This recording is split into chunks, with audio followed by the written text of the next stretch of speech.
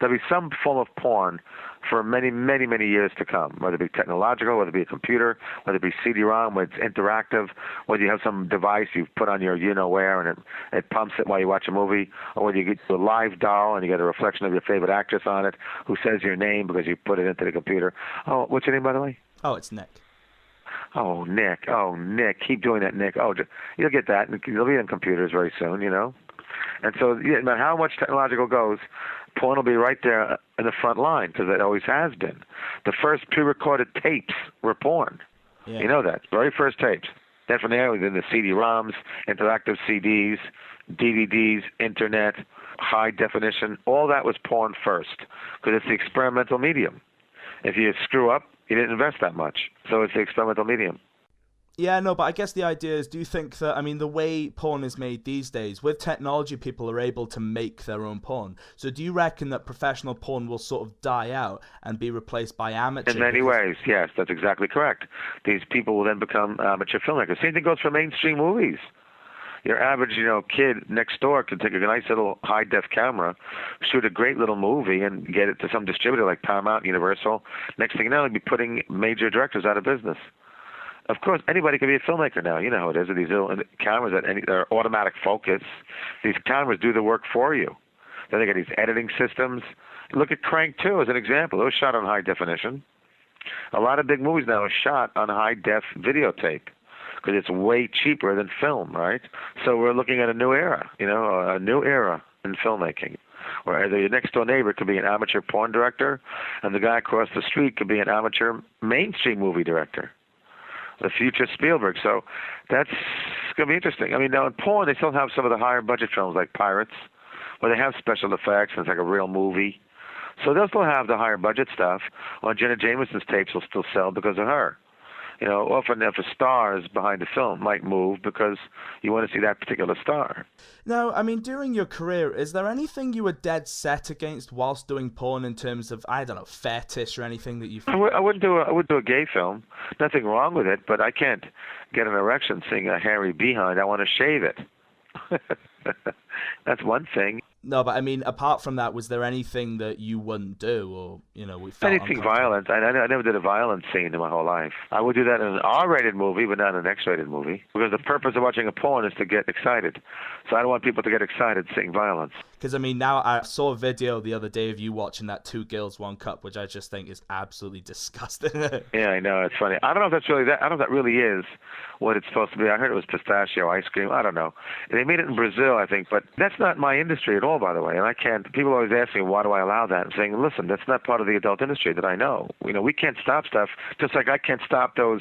I don't know what you guys go through on your computers, but there's lotteries in England. They want you to give them money, or Nigerian bank. We left you $5 million.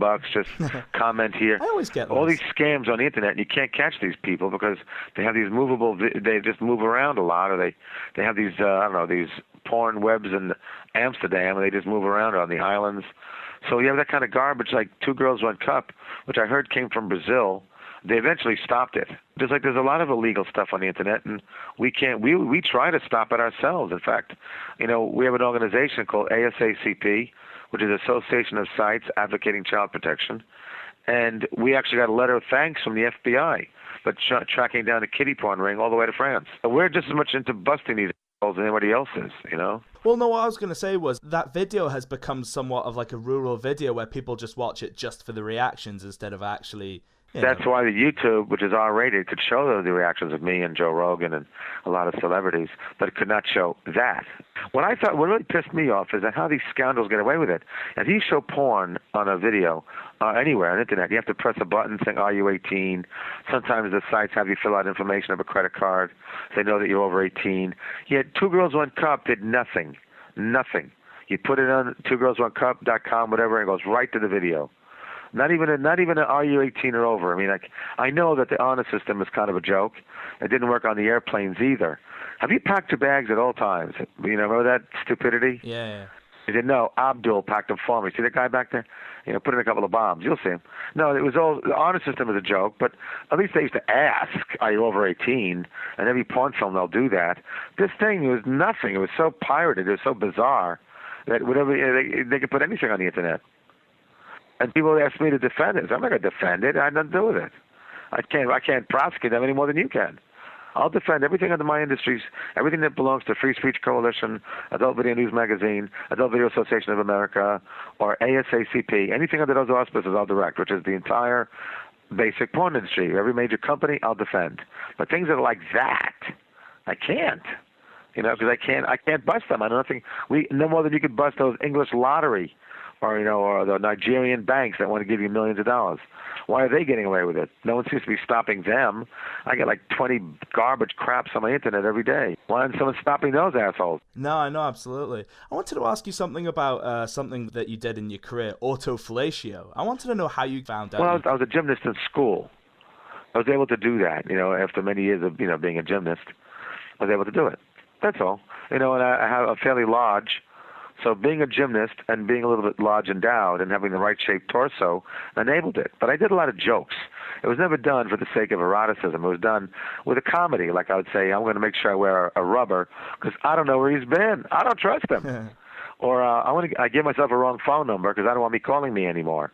So I used to do a lot of jokes involving that. It's a good party trick as well. It actually worked out to be that because sometimes girls are best to see it. You go to some little private bathroom and then I'd give it a kiss, they give it a kiss, that kind of thing. It was kind of interesting. But there's a very funny line in One-Eyed Monster when I explained to Veronica, I can't do that anymore. Now that I gain weight, I could just kiss the tip. So it's funny. Too much buffet, less gym. I wanted to ask you how you got the nickname Hedgehog. Bill Margle gave me that name from riding up to the mountains in Lake Arrowhead. And then the internet has that story, and I was freezing, and I thought that California was hot weather. I came from New York, so I had icicles under my chin almost. I was just freezing on a motorcycle for my first L.A. porn film called Olympic Fever, so starring Seika. So he throws me in the shower. I come out of the shower all pink and furry like a little hedgehog, and my hair was standing on end. You ever notice when when you come out of a shower and static electricity gets to you? Oh, yeah. When you're freezing cold and then it heats you, your hair stands up. That's what happened. So he called me a little furry hedgehog in 1979, and the name stuck ever since. Now, I know you've done some work with the XXX Porn Debate, it's beneficial to raising fundamental issues. I mean, what kind of work do you do for them? They're really good guys. We both went on TV and said kids should not watch porn. I did a commercial with them. And Jay Leno made a funny joke during his monologue. He says, Ron Jeremy's along with the church saying don't watch porn. Look, if the kids know, it's not like he's Michael Jordan. If the kids know who he is, isn't there a problem already? It was very funny. But then it was a good bit, and then we also on MSNBC.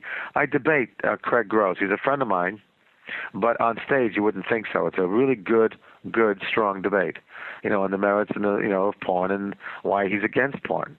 It's a multi-billion-dollar business. I think it deserves defending. He knocks it, just that simple, And it must be really good as well for raising these great issues in pornography now, especially now. Yes, there's a big thing with sexually transmitted diseases, and so it's good to get those issues out there, right? Yeah. Apart from One-Eyed Monster, what other current projects do you have in the pipeline?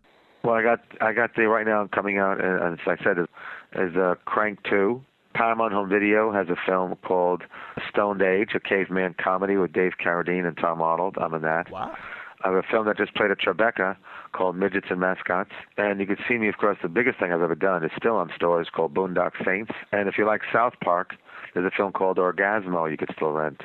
The same guys who did South Park. How is it working with Trey and Matt? Because they're now there. Crazy guys. And also Detroit Rock City is out as well for the kids film. So I got a lot of mainstream credits that I'm working on getting more. And how easy has it been for you to basically cross? Oh, it's very difficult. Is it? Because it's not so much breaking into mainstream. It's the wrong way of looking at it. It's hard to become a mainstream actor no matter where you come from. When you come from the Academy of Dramatic Arts, Lee Strasberg, Stella Adler, Herbert Berghoff, all the fine American Academy of Dramatic Arts, wherever you come from, you can look at them and say, how many of your graduates are now making a living in acting? And a lot of them are going to say, well, only 5% or 6%. Well, how many people from porn are now making mainstream work? Similar numbers. I mean, so it's hard to become an actor, period, because there's so many people who want to do it and so few jobs.